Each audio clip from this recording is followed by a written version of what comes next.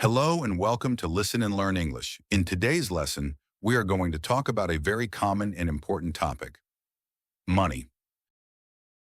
Money is something we all deal with every day, whether we are spending, saving, or planning for the future. In this lesson, you will hear a natural conversation between Patrick and Emma. They will talk about their habits, how they manage money, what they spend on, and how they think about saving. This is a great way to learn everyday English because the topic is very practical and relevant to real life.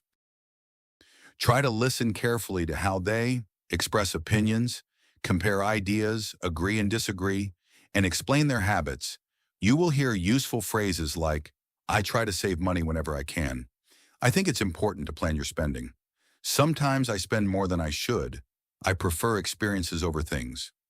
Don't worry if you don't understand everything. Just focus on the main idea and the natural flow of the conversation. After listening, try to repeat some of the sentences to improve your speaking skills. Are you ready? Let's begin.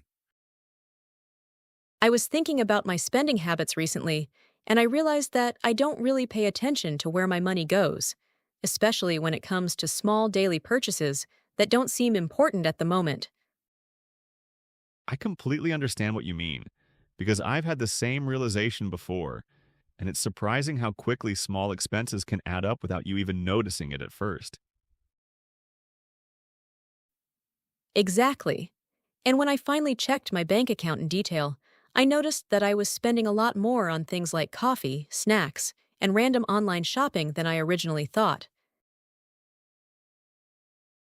That's actually very common, and I think a lot of people underestimate how much they spend on those small things because each individual purchase feels insignificant at the time.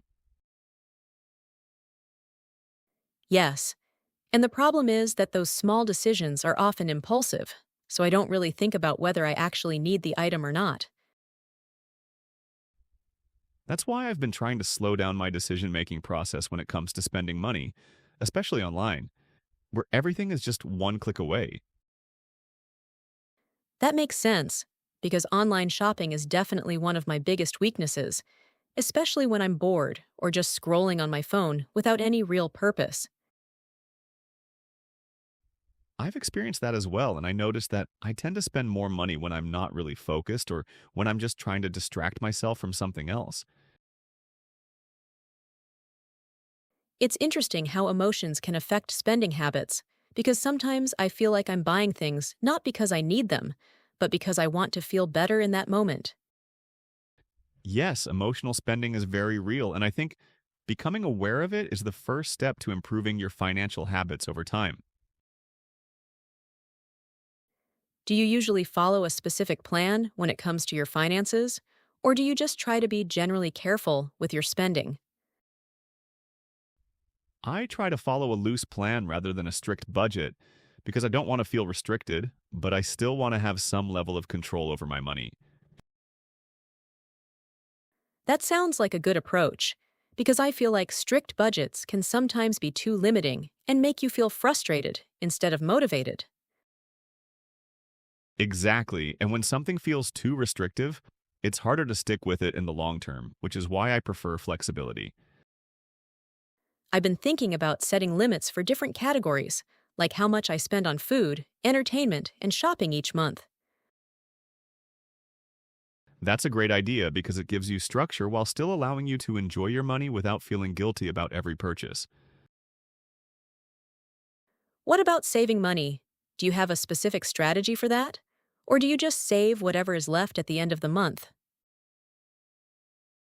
I actually try to save money at the beginning of the month, right after I receive my income, because if I wait until the end, there's usually not much left to save. That's really smart because it forces you to adapt your spending based on what you have left, instead of saving only what remains. Yes, it's a simple trick, but it makes a big difference over time, especially if you stay consistent with it. I think consistency is something I need to work on, because I often start with good intentions, but then I slowly go back to my old habits.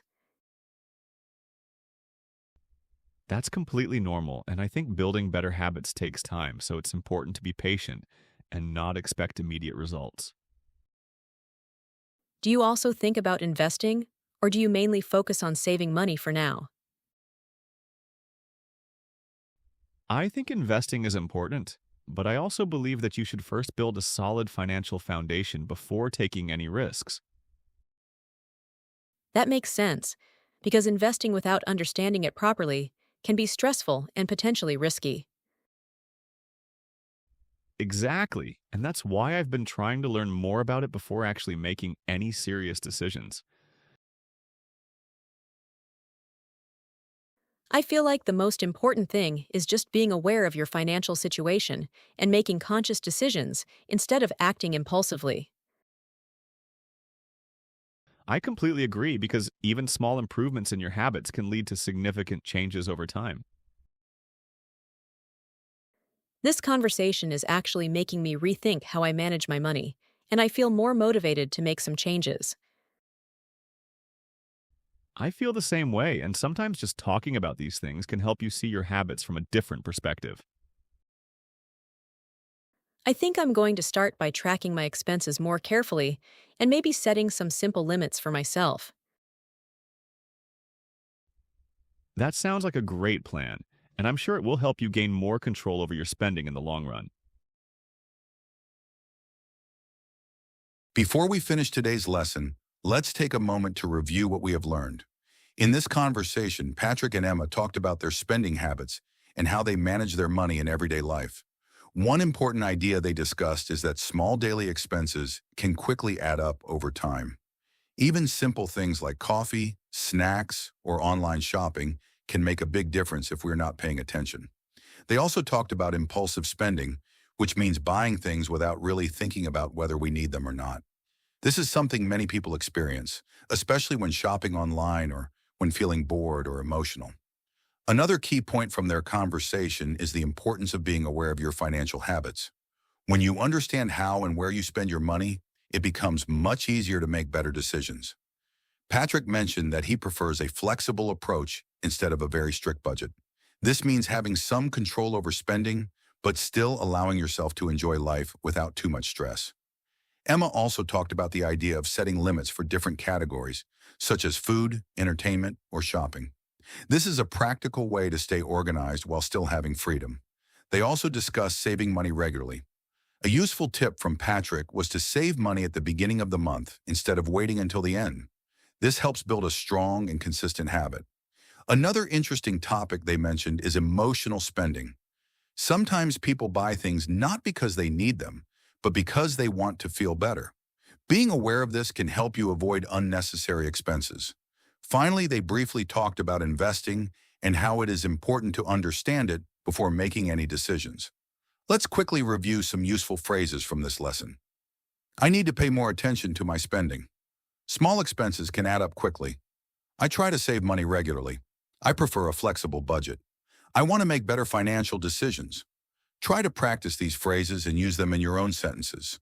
The more you repeat and use them, the more natural your English will become. Thank you for listening, and see you in the next lesson.